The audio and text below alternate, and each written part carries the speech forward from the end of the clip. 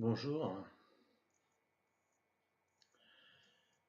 En tant que délégué administration et finances de la Fondation des orphelins apprentis d'Auteuil pour la région Picardie, je fais partie, en quelque sorte, du staff national et à ce titre, j'ai l'obligation de participer à certains séminaires qui ont lieu régulièrement à notre siège parisien. J'avoue que la plupart du temps, je ne vis pas bien ces moments-là. Je les trouve trop chiffrés et pas assez humains. Et c'est pour cela que notre directeur financier national m'a un jour demandé d'animer ce qu'il osait appeler, lui, pompeusement, temps spirituel, et dont il voulait désormais doter chacune de nos rencontres, je n'en sais rien. Toujours est-il que je me suis appliqué à préparer cela dignement. Et comme je n'avais pas ma langue dans ma poche, et tout le monde le savait bien, surtout pour des choses aussi sérieuses que le spirituel, je vous laisse le soin d'imaginer la suite. Ce jour-là, le 12 janvier 2006, nous sommes nombreux autour de la grande table lorsqu'enfin je reçois le feu vert du boss pour partager ma méditation. Mon temps est certes trop limité pour que je puisse développer la totalité du message que j'aimerais faire passer, et je le partage donc en deux parties. Invitant notre directeur national à me laisser parler une autre fois si tel était son désir. Mais je ne me fais aucune illusion, car je sais déjà que ce que je vais dire ne va pas forcément lui plaire. Et voici donc ce que j'ai osé dire. Pourquoi donc du spirituel dans notre session de financier? Qu'est-ce que cela veut dire? Et que mettons là-dedans? Je me souviens qu'autrefois, à l'époque de la centralisation, quand le directeur était seul maître à bord dans sa maison, on blaguait entre nous, petits opérationnels de terrain, en nous balançant régulièrement cette phrase toute faite: « Toi, tu n'as pas l'esprit fondation. » En vérité, nous ne savions pas trop ce qu'était cet esprit fondation. Et aujourd'hui, sérieusement, dites-moi, c'est quoi l'esprit fondation? Qui est concerné par cet esprit? Ceux qui croient? Ceux qui ne croient pas? Il y aurait tout un débat à mener sur ce vaste sujet, et ce sera, je le souhaite, pour nos prochaines sessions. Une chose est sûre, dans la pastorale de la Fondation, on éduque les jeunes à l'éveil spirituel, que l'on dissocie bien du reste de l'enseignement religieux, qui est de l'ordre du scolaire obligatoire, et de la catéchèse, qui, elle, est plus optionnelle. Or, si cet éveil spirituel est important pour nos jeunes, qu'en est-il pour nous, adultes? Je repense à l'allocution de notre pape Benoît XVI sur la place Saint-Pierre, le jour de Noël, et je cite de mémoire. Les hommes d'aujourd'hui sont de plus en plus soumis à des obligations de performance, de rentabilité, d'efficacité et de résultats. Une des conséquences de ce que l'on serait tenté de qualifier de progrès dans l'efficacité pourrait être alors, dit le Saint-Père, une sorte d'atrophie spirituelle qui devient vite le vide du cœur. Cette dernière petite phrase m'a tout de suite interpellé par rapport à ce que l'on vit aujourd'hui dans la Fondation, où il faut bien le dire, chez nous autres financiers en tout cas, l'aspect spirituel n'est pas souvent abordé. Mais si l'absence de spirituel conduit à un vide du cœur, que se passe-t-il? Eh bien, on n'aime plus, on ne s'aime plus, on n'a pas le temps, on ne s'écoute plus, on fait des projets et on s'y jette à cœur perdu, avec pour seul souci l'objectif à atteindre et pourquoi pas à réaliser mieux que les autres, voire même au détriment des autres. Plus guère de place alors pour le frère ou l'ami dans cette forme de conditionnement que l'on subit de plein fouet et auquel chacun se protège comme il peut, quelquefois même au détriment de sa santé ou de la santé de celles et ceux qui l'entourent. Quel gâchis! Un monde qui ne privilégie pas les valeurs de l'esprit et du cœur est un monde qui se déshumanise. Et si dans notre fondation on devait un jour se déshumaniser de la sorte, attendons-nous à ce que nos fondateurs se retournent dans leur tombe. Quel serait donc alors, dans ce contexte, le principal challenge de notre fondation? Moi, j'oserais dire, et sans aucune hésitation, parce que cela a tout de même marché autrefois, du temps de nos fondateurs, j'oserais dire en s'appuyant sur la Providence.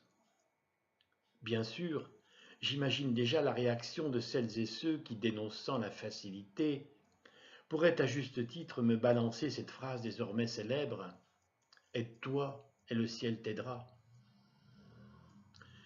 D'où, selon moi, deux conditions préalables. La première condition, rendre à César ce qui est à César et à Dieu ce qui est à Dieu. Dieu, nous le savons bien, c'est la Providence. Et César, nous dirons qu'il s'agit ici de nos financeurs de l'État. J'ai toujours eu l'intime conviction que si, tôt ou tard, la Fondation ne se démarquait pas de ce qui est du ressort des pouvoirs publics, en prenant en charge davantage de projets non subventionnés, elle finirait par y laisser son âme. À Don Bosco déjà, quand j'y étais, dans les années 1990, je me souviens que j'avais tout fait pour que le spécifique Fondation fût dissocié du spécifique Maison d'enfants à caractère social. Et cela non seulement sur le terrain, mais aussi et surtout dans la partie financière du fonctionnement. J'aimais à cette époque rappeler la place de César dans notre fondation, et aussi cette petite phrase de Mère Teresa, prononcée il y a plus de 15 ans maintenant, elle qui disait, et pardonnez-moi de toujours citer de mémoire, « Si dans nos pays occidentaux, les pouvoirs publics font beaucoup pour les pauvres, et dans de nombreux domaines, c'est tant mieux. Mais nous devons, nous autres chrétiens, faire plus et mieux. Ce qui veut dire en clair pour moi, faire davantage de choses en faveur des nombreux pauvres dont l'État ne s'occupe pas. » Et l'idée de l'internat éducatif, dissocié complètement de la maison d'enfants à caractère social, en est l'illustration aujourd'hui dans notre fondation. De même que la reprise de certains établissements scolaires en difficulté, auxquels ont été adjoints leurs internats éducatifs respectifs. Nous avons ici d'un côté ce qui est du ressort exclusif du Conseil général et de l'autre ce qui est de la Fondation. si l'on conçoit bien le recours à la divine providence pour le fonctionnement des structures de cette dernière, il serait en revanche scandaleux d'affecter nos dons et legs à celles des pouvoirs publics. La seconde condition, c'est « aide-toi et le ciel t'aidera ». Et voici un extrait du livre « En confiance », un chapitre intitulé « Aide-toi précisément et le ciel t'aidera ». C'est un livre du père Alphonse Gilbert, son auteur donc, qui nous dit que l'abandon à la providence n'évince nullement les voies habituelles de la prudence humaine. Et il cite même à l'appui de ces paroles ces mots du père Brottier. La providence, après avoir fait connaître sa volonté, laisse aux hommes le choix des moyens naturels pour l'accomplir, et le soin nous reste d'y apporter cette prudence que les moralistes placent au rang des vertus essentielles et dont le Christ lui-même faisait à ses disciples une recommandation pressante. Du reste, que nous dit la parole de Dieu sur cette fameuse prudence ? Que si l'on veut construire une maison, il faut prévoir de solides fondations, qu'avant de partir au combat, nous devons être comme une armée qui doit savoir évaluer ses propres forces. Et simple bon sens, voici le lien fait avec la gestion, les budgets, notre job à nous. Une nécessité, gérer. Gérer, c'est prévoir. Et prévoir, c'est bien de l'ordre de la prudence. Au moins, un des grands principes de base de notre comptabilité s'y trouve déjà.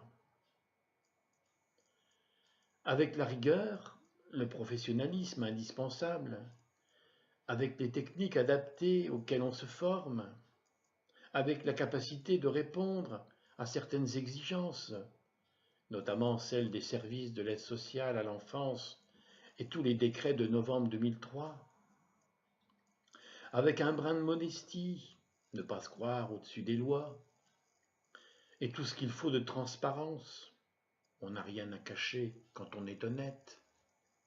Avec tout cela, on gère, et on ne fâche pas le bon Dieu. Voici ce que nous dit encore le père Gilbert. Le père Brottier tenait une gestion rigoureuse. Il en savait le but et veillait au gaspillage, y compris celui des jeunes. Il acceptait volontiers les contrôles légitimes des autorités supérieures. Maison mère, archevêché, et quand l'œuvre fut reconnue d'utilité publique, le ministère de l'Intérieur. Ses comptes étaient minutieusement tenus et ses inventaires de budget, ses suivis, étaient faits régulièrement. On lui faisait confiance, vous voyez le regard extérieur, parce que l'on savait son mépris personnel de la richesse. Il orientait scrupuleusement les dons reçus vers les besoins de l'œuvre. Enfin, il ajoute « L'argent est un excellent serviteur, mais un mauvais maître. Il faut donc savoir lui commander et ne pas se laisser commander par lui. » Ne pas se laisser commander, mais à quel prix ? Depuis près de 23 ans maintenant, je vis au rythme d'une fondation qui bouge et forcément déstabilise. Dans ma bulle, j'ai souvent l'impression, et je ne suis pas le seul, qu'on privilégie la gestion, et donc le fric, et que l'aspect humain spirituelle pour nous autres est purement et simplement mise entre parenthèses. Comment, dans un tel contexte, avoir et garder l'espérance? Et je dirais même, pour les temps difficiles, comment la garder contre toute espérance? D'autant que l'espérance, vertu théologale, comme vous le savez, est une des nombreuses grâces que l'on reçoit de Dieu dans le cadre d'une vraie relation que l'on parvient à garder avec lui. Et j'achève ici la première partie de ce que j'avais à vous partager. Merci.